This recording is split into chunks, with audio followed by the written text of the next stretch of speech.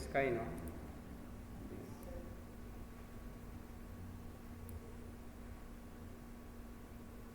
So yung topic po natin, paano po natin ma-remove po yung sky? Ayan. So without further ado, let's start na. Double click ko po sa may bandang background layer po natin para maalis po yung lock. Next, punta po tayo ng channels. Sa channels po natin, usually kasi pag sky po yung usapan, usually ang channels po natin doon ay blue. Ayan. Check po natin once na kapag meron pong liwanag po dyan, ibig sabihin itong part na to ay mas maraming red. Okay? Pag-click po natin dito, kung saan may maliwanag, yun po yung may portion na mas maraming green. Ganon din po sa blue. Pag mas maliwanag siya, puti, yun po yung may mas maraming portion ng blue. By this time, kasi sky po yung nire-remove natin, kulay blue po yung may mas maraming, mas puti. Alright?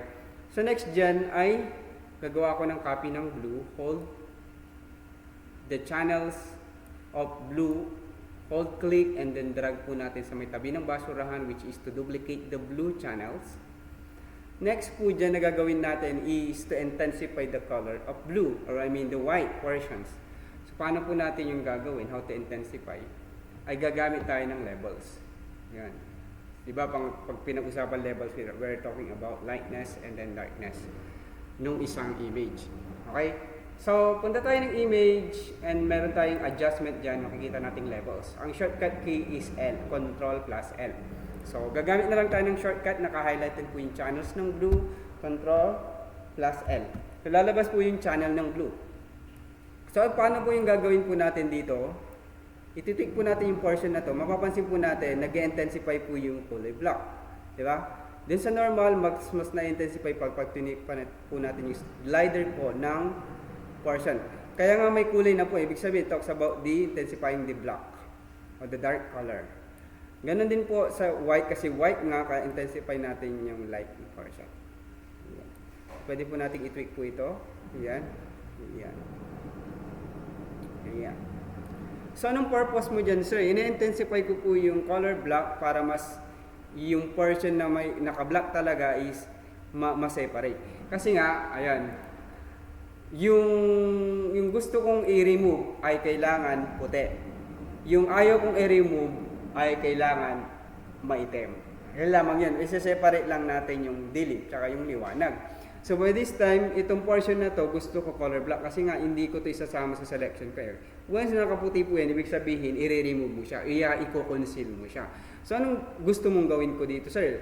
So ang gagawin mo dyan, sir, ay kailangan mo siyang i-select muna. Kukulayan natin siya ng itim. So, alangan naman gagamit ka ng brush. Hindi mo siya makagamitan ng brush kasi nga baka sasama yung mga white pixel yan.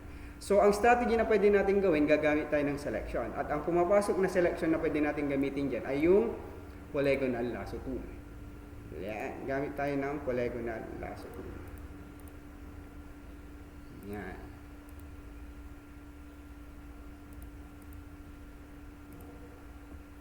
Ayan. Ibig sabihin nito, gumagawa lang tayo ng selection natin doon sa mga item na meron siyang portion, mga dot-dot na mga puti. So be careful lang po Tingnan mo kanina, nagkamali lang ako ng konti, ulitin nyo ulit. So, sige, select lang po tayo ng small portion dyan. Yan, kung ano yung starting point mo, hindi yung ending point mo. So once na may selection na, i-apply natin item. So, sa scenario ito, yung itim ko na kulay ay nasa foreground color. Sa applicable na shortcut key natin ay Alt, Delete. Alright? So, ngayon mag-apply tayo ng dark color. Ayan. Make a selection and then Alt, Delete. Ayan. Ayan. Ganun ulit sa mga remnant pa po ng mga puti na naiwan dyan. Kailangan pa po natin siyang i-Alt, Delete.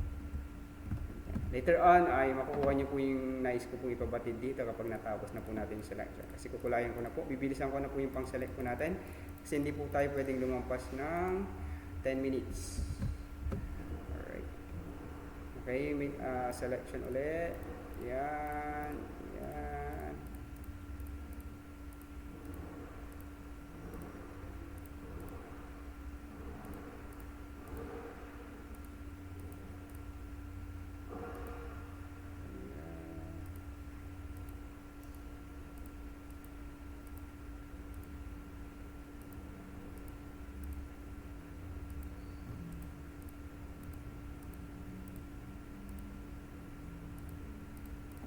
Yan.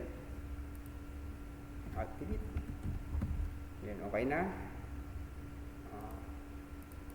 Pusin ko lang ng konti ito. Alt delete. Ganun din, itong part na to, bilisan ko na lang po. Ayan.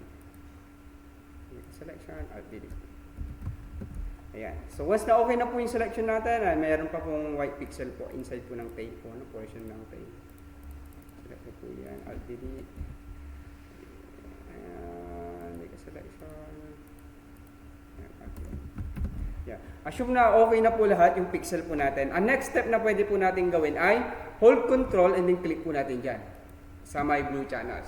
So papansin nyo po yung black po na yung white portion po dyan, kasi nga we're talking about blue, ay nagse-select po. Kaya kasi nga lahat ng puti dyan ay kulay blue, ibig sabihin intensified yung blue. So next na gagawin po natin dyan ay didelete na po natin yung blue copy. And then next, punta tayo ng layer, tsaka tayo ngayon mag-mask. Ayan. Sir, nagtago po siya. No, ganito lang gagawin natin, invert, Control I. Ito na po siya ngayon.